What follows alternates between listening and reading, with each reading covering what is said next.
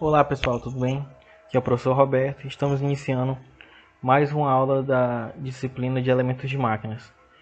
E essa é a nossa aula de número 4. Então, hoje nós vamos falar sobre os elementos elásticos. Falamos um pouco sobre os elementos de fixação e hoje vamos falar sobre os elementos elásticos. São todos aqueles que, pelo formato ou instalação, proporcionam movimentação dentro do campo de deformação elástica, ou seja, que se movimenta sem deformar-se permanentemente. Ou seja, temos dois tipos de deformação. Temos a deformação plástica e a deformação elástica. Qual a diferença entre as duas? A deformação plástica, a deformação elástica primeiro, ela é a deformação na qual um objeto vai sofrer, mas ele vai voltar ao seu estado inicial, ou seja, ele vai receber uma força e essa força vai fazer com que ele tenha uma deformação, mas quando retirar dessa força, o objeto volta a seu estado original. Já a deformação plástica é quando o objeto sofre essa força e ele não volta ao seu estado original. Todos os objetos têm uma certa deformação elástica e tem o ponto que chamamos de deformação plástica. Até mesmo as molas, que são a base da nossa aula. Os elementos elásticos também podem ser chamados simplesmente de molas. Então, até mesmo as molas, elas têm um ponto onde, se aplicada uma determinada força, tanto com pressão ou como de puxar essa mola, ela vai ter um ponto que ela não vai mais sofrer essa deformação elástica, ou seja, ela não, se passar desse ponto, ela não vai deformar a ponto dela voltar para o estado inicial. No caso, se passar desse ponto, ela vai deformar e pode ou quebrar, ou no caso, ela vai se deformar permanentemente. Um exemplo muito bom que eu gosto de citar é, por exemplo, uma liga. Você pega uma liga, abre essa liga, faz um movimento de push e você retira essa força. Não coloca uma força muito grande, puxa a liga e volta ela ao estado inicial. Quando você perceber, você vai ver que ela vai ficar do mesmo jeito. Ela esticou e voltou para a posição inicial. O que ocorreu nessa liga? Ocorreu uma deformação elástica. Ok. Mas você pega a liga e puxa, coloca um pouco mais de força. Um pouco mais de força, mais de força. E depois você retira essa força. Você pode perceber que a liga ela não vai voltar ao seu estado original. Por quê? Porque a liga ela teve uma deformação plástica. Ela passou do seu ponto de deformação elástica e começou a deformar plasticamente, ou seja, ela começou a deformar de maneira permanente, não voltou ao seu estado inicial. Se você continuar puxando, ela vai se deformar mais ainda e mais ainda. Então, o mesmo caso pode acontecer com a mola. Se a gente puxar essa mola e voltar, tirar essa força que está sendo aplicada, ela pode voltar ao seu estado inicial. Agora, se você colocar uma força maior numa mola e você retirar essa força, você vai ver que ela pode ter chegado a um ponto que ela não volta ao seu estado inicial, ela vai ficar meio que deformada. Então está aí a diferença de deformação elástica e deformação plástica. Deformação elástica, os objetos voltam para o seu estado inicial. Deformação plástica não, elas deformam de maneira permanente. Então, as molas são elementos elásticos que têm a função de suportar e aplicar forças fazendo avançar ou recuar componentes de máquinas, proporcionar deformações, absorver choques e energia. São algumas funções das molas nas máquinas, que são os elementos elásticos ao qual vamos estudar. Então, as principais funções são essas: armazenamento de energia, amortecimento de choques, distribuição de cargas, limitação de vazão e preservação de junção ou contatos. Então, na parte de armazenamento de energia, são muito utilizados para acionar mecanismos de relógios, de brinquedos, de retrocesso das válvulas de descarga e aparelhos de controle. Esse aqui é uma das molas mais utilizadas para isso, para esses fins, muito utilizada em brinquedos e relógios, esse tipo de mola. Ela tem a função principal de armazenamento de energia. As outras molas também têm uma espécie de armazenamento de energia. Você pode observar que quando você pressiona uma mola, coloca uma mola pequena mesmo no dedo, entre os dois dedos, e você coloca uma força. Coloca uma força, ela vai ser pressionada. Então, quando você retira, você pode observar que aquela mola está aplicando uma certa força, no qual ela vai usar para reabrir, para abrir a mola de novo, para voltar ao seu estado inicial. Ali é uma espécie de armazenamento de energia aplicado pela mola. Então, sempre que ela é pressionada, a mola ali tem uma absorção de energia, está absorvendo a energia que foi aplicada sobre ela, para ser reutilizada depois nesse movimento de reabertura da mola, ou seja, do seu estado inicial, original. Outra utilização de molas em máquinas é a relação de amortecimento de choques, que é muito utilizada em motos, carros, até mesmo bicicletas, esses equipamentos que precisa muito tem muito choque, e para não danificar as peças e componentes desse tipo de no caso são veículos, desse tipo de máquinas, usa-se molas para amortecimento. Até um porte com molas, até em pontes, onde também tem movimentação, e ali tem as molas como amortecimento, para que evite com que a própria ponte tenha uma queda, né? Distribuição de cargas, estofamento de poltronas, colchões, estrados de camas, são algumas das utilizações de distribuição de carga. Elas vão relacionar uma espécie de distribuição de carga no colchão. Caso a pessoa vai se posicionar, vai sentar, deitar, então ela vai suportar aquela força e vai distribuir aquela força entre as molas próximas, fazendo com que um único local não tenha a aplicação de toda a força, ou seja, isso também vai aumentar a durabilidade do colchão. Você pode perceber, talvez vocês já tenham visto, e quando você deita em uma única posição do colchão, aquela posição ela começa a ser deformada, vai ficar um buraco ali praticamente.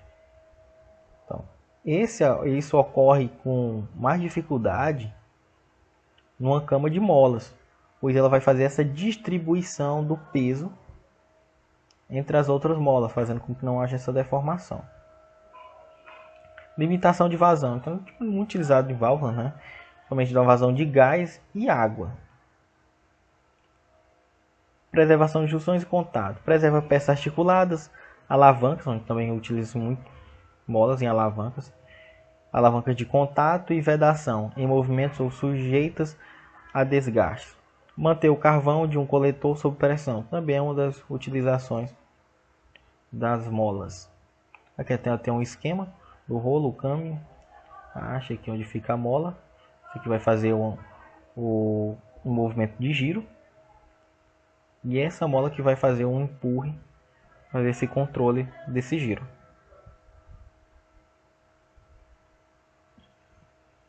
Então, as molas têm uma vida útil, assim quando perderem a rigidez, pressão ou tiverem mau aspecto, devem ser substituídas para, entre outros fatores, não provocarem batidas entre outros elementos por elas separadas, que é uma também das utilizações da mola, que é a separação de elementos. Então ela tem uma vida útil. Todo material praticamente tem uma vida útil. Toda peça, todo elemento de máquina tem uma vida útil. Uma mola não é diferente. Ela pode sofrer o que nós chamamos também de fadiga. Quando ela se ela for muito pressionada por muito tempo, ela pode chegar àquele estado, aquela deformação onde ela ficou por muito tempo, ficar praticamente permanente. Ela não voltaria nem ao seu estado original. No caso, o estado original da mola. ela não voltaria para o estado inicial. Isso é comum, ela tanto sendo pressionada como ela sendo puxada. A fadiga faria com que esse ponto elástico dela, por esse tempo que ela ficou receber esse push ou essa compressão, ela não volte ao seu estado inicial.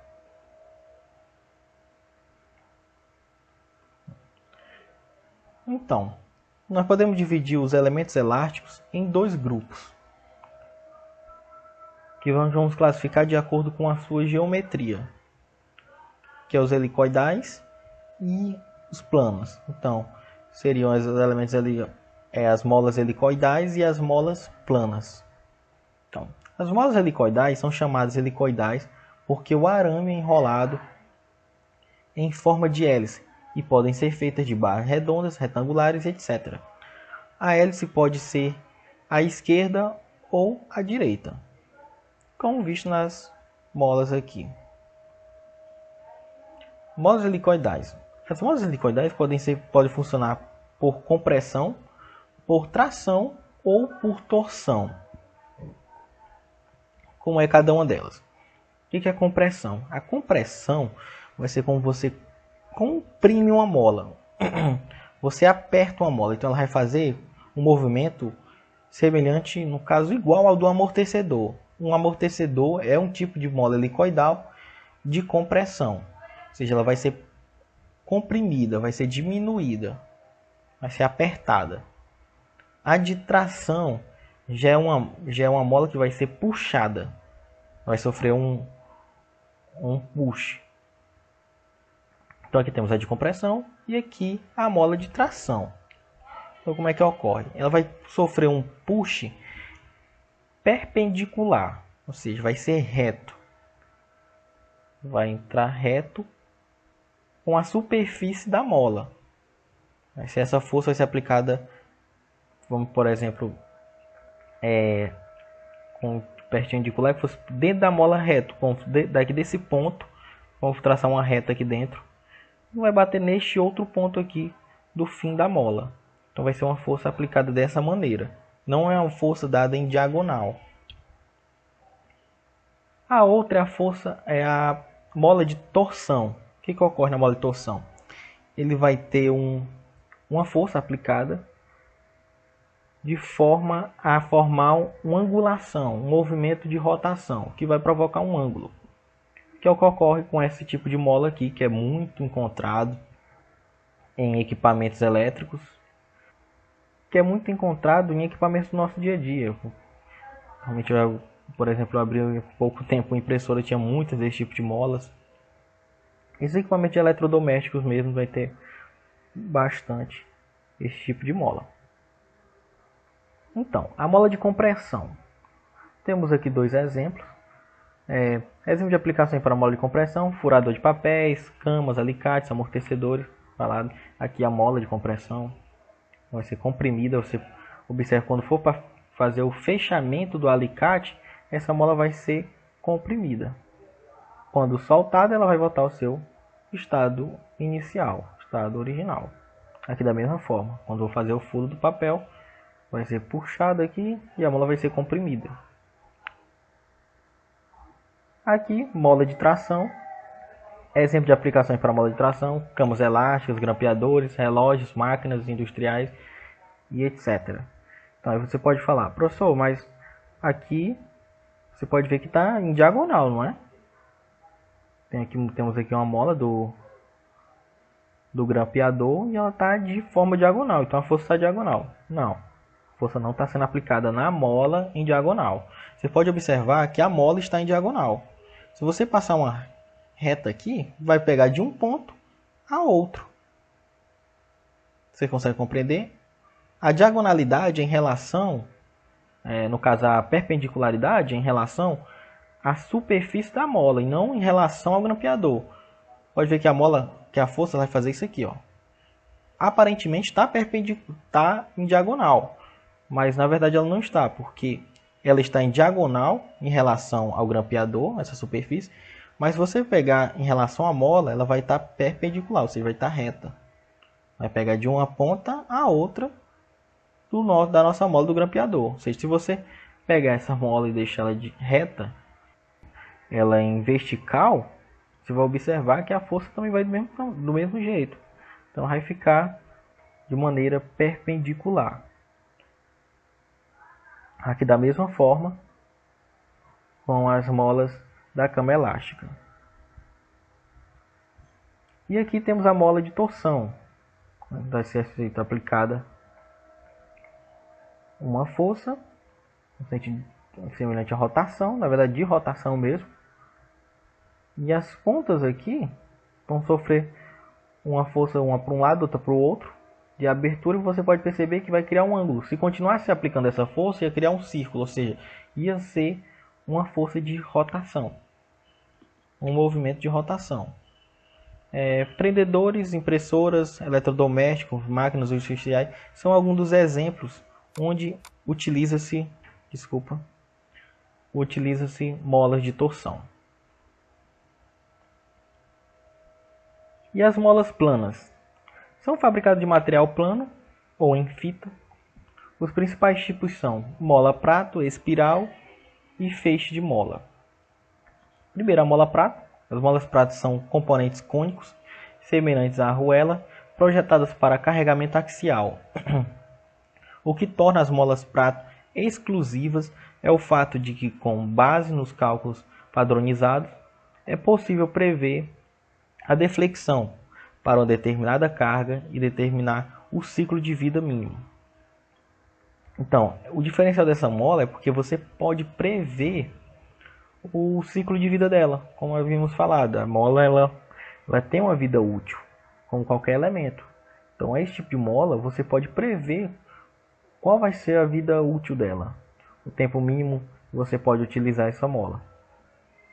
Então, é utilizado tipicamente em embreagens, transmissões, conjunto de freios, válvulas, tubulações, aplicações de engenharia pesada e aparelhos de comandos elétricos. Então, você pode ver aqui o esquema da bola, por dentro um eixo e as posições como elas ficam, da maneira como está aqui, que ela pode ser posicionada de duas maneiras. Em geral, as molas prato funcionam associadas entre si, empilhadas de forma de colunas. O arranjo das molas nas colunas depende da necessidade que se tem em vista. Então, elas podem ser utilizadas molas de prata acopladas no mesmo sentido, desta forma, e molas prato acopladas em sentidos alternados, desta maneira aqui. Isso vai depender da sua utilização. Mola de lâmina é um tipo simples de mola de suspensão comumente utilizado em veículos. Este tipo de mola é tipicamente construído de um ou mais tiras planas e finas de aço flexível, que são unidas em conjunto de modo a funcionar como uma unidade única. Então, elas são distribuídas dessa maneira e é muito utilizado em carros, principalmente de carros mais pesados. Então, você pode perceber que elas são unidas uma à outra e vai chegando elas vão diminuindo o tamanho das molas, ficando cada vez menor, até ficar a última mola, que é bem menor que todas as outras. Então, elas vão formar uma mola só, praticamente um conjunto de molas vão formar uma mola só. Então, as tiras de aço de uma mola de lâmina são curvadas em um arco e ligadas em cada extremidade para o lado de baixo de um veículo, a fim de ajudar a posicionar o suporte de eixo e também para absorver choques. Então, ela também funciona como uma espécie de amortecedor, pois os choques que já vai haver no veículo, ela vai absorver todos, distribuindo de lâmina por lâmina, ou seja, vai ter uma distribuição desses choques. Dependendo do tamanho do veículo, maior será a mola lâmina. Quanto maior o veículo, maior a mola lâmina.